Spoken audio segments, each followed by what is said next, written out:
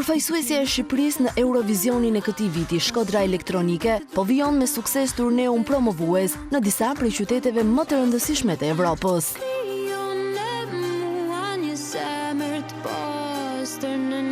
Kënga që përfaqëson një ndërthurje të veçantë të motiveve tradicionale shqiptare me ritmet elektronike moderne, është kthyer në një prej këngëve më të pëlqyera të edicionit të këtij viti. Me afrimin e datës së mbajtjes së Eurovision 2025, interesimi për performancën shqiptare është në rritje.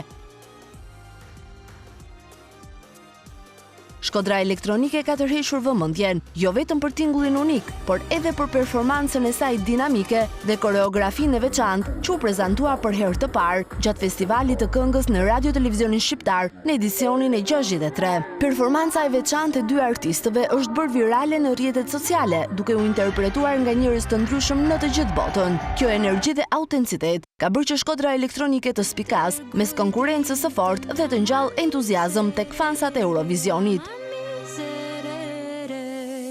Eurovision 2025. Këtë vit do të mbahet në datën 13, 15 dhe finalja e madhe në 17 maj. Shqipëria do të ngjitet në skenë në gjysmëfinalen e parë në 13 maj, ku do të performojë e 12-ta në radhë.